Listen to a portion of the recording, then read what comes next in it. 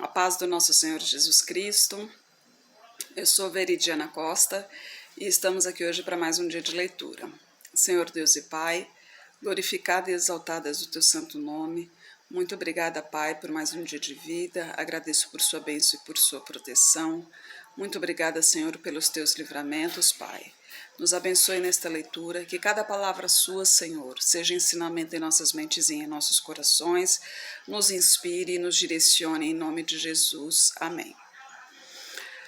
Lembrando que estamos no livro de Daniel, ou Daniel, um servo do Senhor, que pela bênção do Senhor, o Senhor o abençoou com o dom da revelação, e sendo assim, ele revelou os sonhos de Nabucodonosor e com isso se tornou governador de Babilônia, enquanto cativo ainda em Babilônia, E hoje a gente vai dar sequência na leitura. Hoje a gente vai ver o banquete de Belsassar. Belsassar, filho de Nabucodonosor, aqui já está falando ele como rei. Então, ao que tudo indica, aqui já passou o tempo de Nabucodonosor, Então, já como rei Belsassar no capítulo 5. O rei Belsassar deu um grande banquete a 1000 dos seus grandes e bebeu vinho na presença dos 1000. Havendo Belsassar provado o vinho, mandou trazer os vasos de ouro e de prata que Nabucodonosor seu pai tinha tirado do templo que estava em Jerusalém, para que bebesse por eles o rei, os seus grandes, as suas mulheres e as suas concubinas. Então trouxeram os vasos de ouro que foram tirados do templo da casa de Deus, que estava em Jerusalém, e beberam nele o rei, os seus grandes e as suas mulheres concubinas.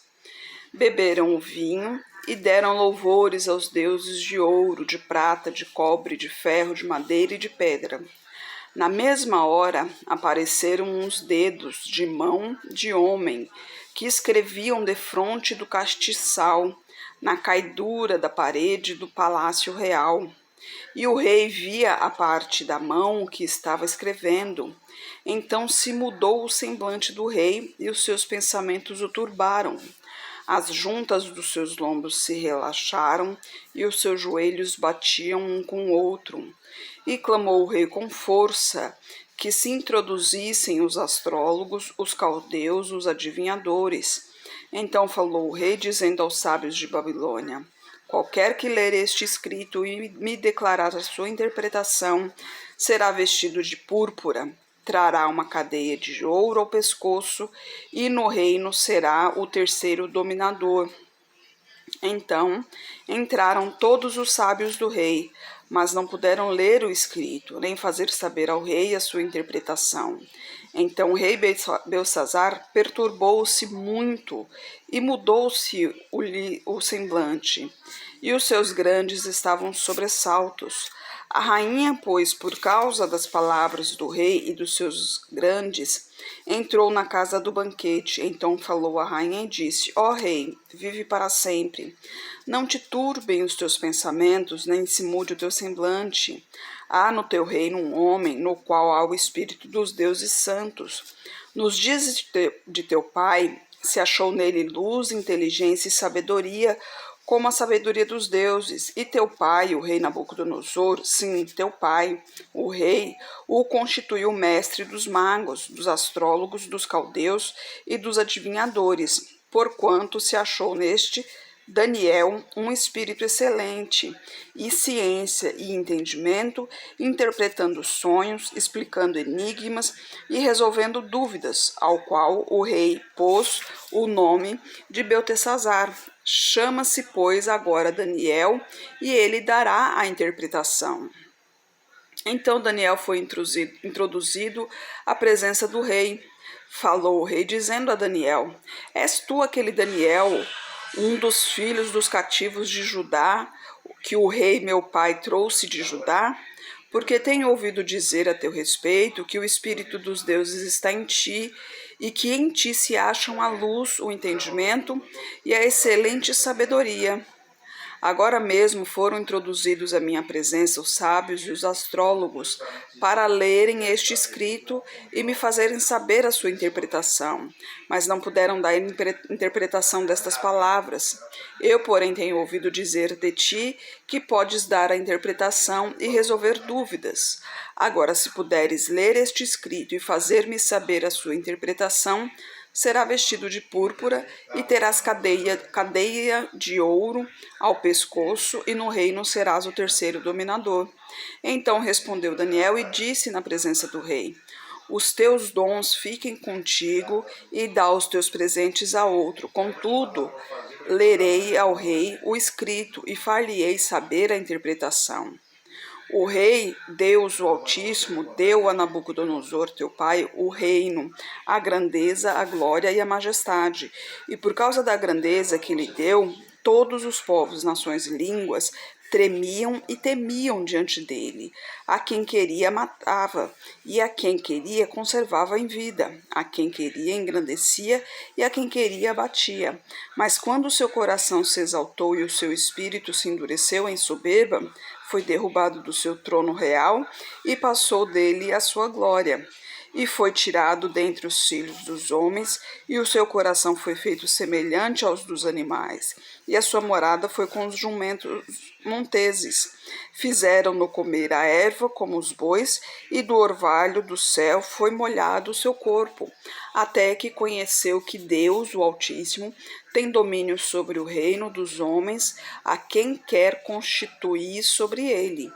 E tu, Belsazar, que és seu filho, não humilhaste o teu coração, ainda que soubesse tudo isso, e te levantaste contra o Senhor do céu, pois trouxeste os vasos da casa dele, e tu, os teus grandes, as tuas mulheres e as tuas concubinas, bebestes vinhos neles. Além disso, deste louvores aos deuses de prata, de ouro, de cobre, de ferro, de madeira e de pedra, que não veem, não ouvem, nem sabem, mas a Deus, em cuja mão está a tua vida e de quem são todos os teus caminhos, a ele não glorificaste. Então dele foi enviada aquela parte da mão que escreveu este escrito. Este, pois, é o escrito que se escreveu: Mene, Mene, Tekel, Ufarsim. Esta é a interpretação daquilo. Mene, contou Deus o teu reino e o acabou. Tekel, pesado foste na balança e foste achado em falta. Perez, dividido foi o teu reino e dado aos medos e aos persas. Então mandou Belsazar que vestissem a Daniel de púrpura e que lhe pusessem uma cadeia de ouro ao pescoço e proclamassem a respeito dele que havia de ser o terceiro dominador do seu reino.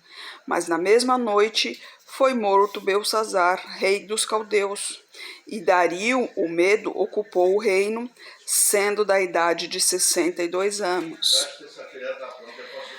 Imagina só, né? Aqui mais uma vez a palavra do Senhor se cumprindo. Lembra do sonho de Nabucodonosor, né? Reino após reino. Nenhum seria tão grandioso quanto o de Nabucodonosor, mas viriam vários reinos até que o povo de Deus se sobressairia, né?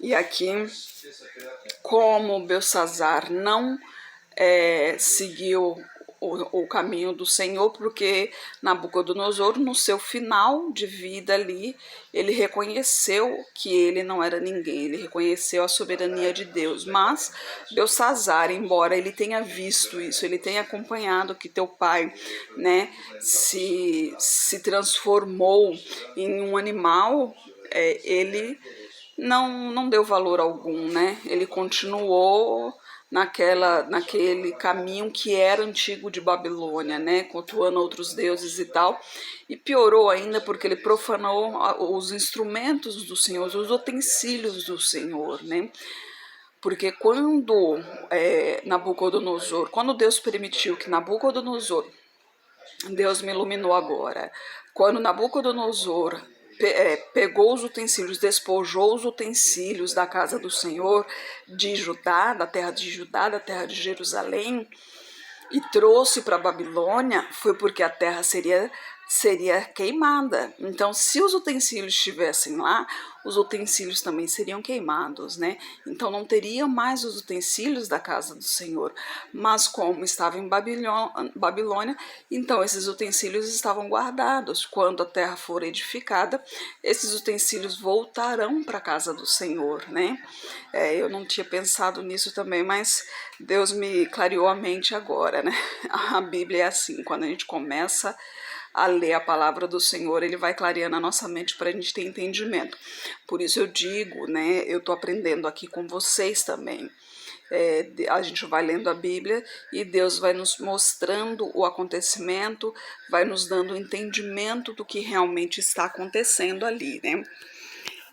Muita gente fala que a Bíblia é difícil. Não é difícil, ela é autoexplicativa. Tem coisas que são em relação a datas e tal, aí é um estudo mais profundo, que realmente aí no caso tem que sentar com calma, tem que ter alguém com esse tipo de conhecimento também para nos ensinar. Mas em si não tem dificuldade, ela em si não tem dificuldade porque ela se explica, ela se mostra para Deus e nos faz entender o seu princípio, que é o que realmente mais importa, né? E vamos continuar um pouquinho, né? Que esses dias eu estou falando muito e a leitura acaba que está sendo pequena, né? Então hoje a gente vai dar sequência no capítulo 6, que é Daniel na Cova dos Leões, que esse também é muito interessante. E apareceu, perdão gente, é a posição aqui que, como vocês podem ver, estou sem meu equipamento aqui. E apareceu bem a Dario constituir sobre o reino 120 presidentes que estivessem sobre todo o reino. E sobre eles 3 príncipes, dos quais Daniel era um, os quais estes presidentes dessem conta, para que o rei não sofresse dano. Então, o mesmo Daniel sobrepujou a estes presidentes e príncipes, porque nele havia um espírito excelente, e o rei pensava constituí-lo sobre todo o reino. Então os presidentes e os príncipes procuravam achar ocasião contra Daniel a respeito do reino, mas não podiam achar ocasião ou culpa alguma, porque ele era fiel e não se achava nele nenhum vício nem culpa. Então estes homens disseram: nunca acharemos ocasião alguma contra este Daniel, se não a acharmos contra ele na lei do seu Deus. Então estes presidentes e príncipes foram juntos ao rei e disseram-lhe assim: ó rei Dario, vive para sempre. Todos os príncipes do reino, os prefeitos, os presidentes, capitães e governadores tomaram conselho a fim de estabelecerem um edito real e fizerem um mandamento firme, que qualquer que por espaço de 30 dias fizer uma petição a qualquer deus ou a qualquer homem, e não a ti, ó rei, seja lançado na cova dos leões. Veja bem, Daniel, um servo do Senhor, né? Ele fiel ao Senhor, então não se achava culpa nele, porque ele sempre andava reto em seus caminhos. Então ele servia ao rei, né? Então, em tudo que ele fazia, ele era reto, ele era correto, e procuravam tirá-lo exatamente por isso, porque ele andava corretamente com suas coisas, né? E a gente vê muito isso hoje também, quando a gente anda corretamente em nossas coisas, quando a gente faz tudo certinho, as pessoas não gostam disso.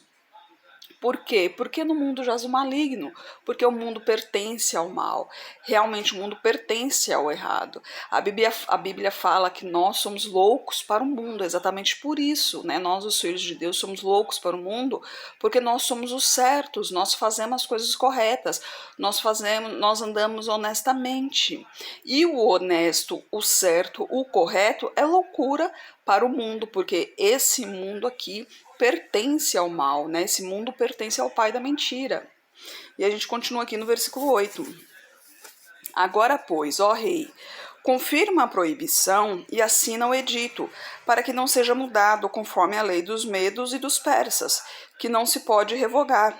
E assim o rei Dario assinou o edito e a proibição. Daniel, pois, quando soube do edito, que o edito estava assinado, entrou em sua casa. Ora, havia no seu quarto janelas abertas para o lado de Jerusalém, e 3 vezes no dia se punha de joelhos e orava, e dava graças diante do seu Deus, como também antes costumava fazer.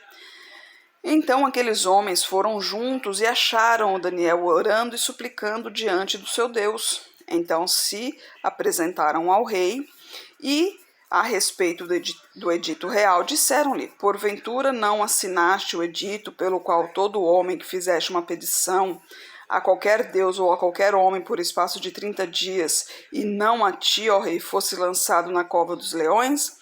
Respondeu o rei dizendo: esta palavra é certa, conforme a lei dos medos e dos persas, que não se pode revogar. Então responderam e disseram diante do rei: Daniel, que é dos transportados de Judá, não tem feito caso de ti, ó rei, nem do edito que assinaste. Antes, 3 vezes por dia faz a sua oração. Ouvindo então o rei essas palavras, ficou muito penalizado e a favor de Daniel. Propôs no seu coração livrá-lo. Assim, ao pôr do sol, trabalhou para salvá-lo. Então aqueles homens foram juntos ao rei e disseram-lhe: sabe, ó rei, que é lei dos medos e dos persas que nenhum edito ou ordenança que o rei estabeleça se pode mudar. Então o rei ordenou que trouxessem a Daniel e lançaram-no na cova dos leões. E falando o rei, disse a Daniel: o teu Deus, a quem tu continuamente serves, ele te livrará. Imagina só, até Dario aqui tinha plena confiança em Deus também, tá vendo? E foi trazida uma pedra e posta sobre a boca da cova. Então o rei a selou com o seu anel e com o anel dos seus grandes, para que não se mudasse a sentença acerca de Daniel. Então o rei se dirigiu para o seu palácio, passou a noite em jejum e não deixou trazer à sua presença instrumentos de música, e fugiu dele o sono. Então o rei se levantou pela manhã cedo e foi com pressa à cova dos leões. E chegando-se à cova, chamou por Daniel com voz triste. E disse o rei a Daniel: Daniel, servo do Deus vivo, dar-se-ia caso que o teu Deus, a quem tu continuamente serves, tenha podido livrar-te dos leões? Então Daniel falou ao rei: ó rei, vive para sempre.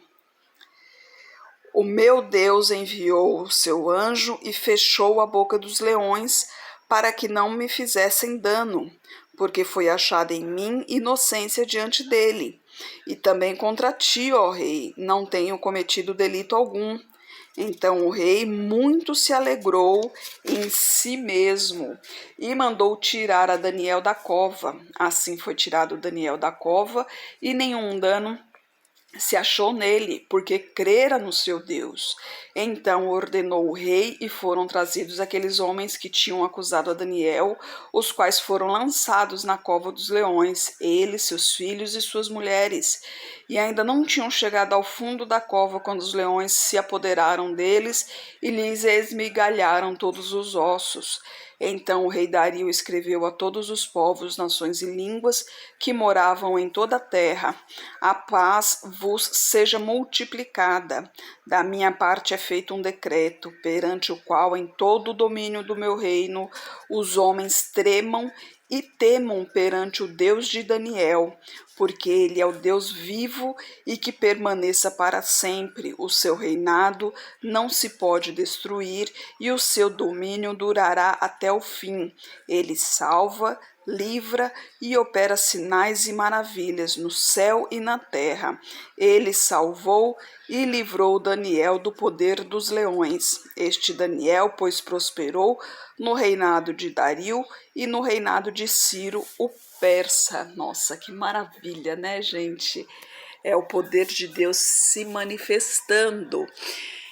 Eles quiseram fazer mal a Daniel, pagaram o preço, né? Porque eles maquinaram a morte de Daniel, né? Realmente, né? Não simplesmente quiseram fazer mal, eles maquinaram a morte, né? Eles tramaram a morte de um ungido do Senhor. E a palavra de Deus diz: ai daqueles que mexer com um de meus ungidos, né? Deus protege os seus. E olha só, também é um detalhe muito importante, Daniel também estava firme no Senhor, né? Por quê? Porque ele também tinha plena consciência de que, embora ele como nós, né, somos seres humanos, somos assim um ser insignificante, né, somos seres humanos, embora não mereçamos, mas Deus nos ama, e ele tinha plena convicção de que o que ele fazia realmente estava certo, ele andava realmente nos caminhos do Senhor, ele fazia o que o Senhor aprovava, né? E você realmente está andando nos caminhos do Senhor? Você está fazendo de acordo à vontade do Senhor, né? Reflita.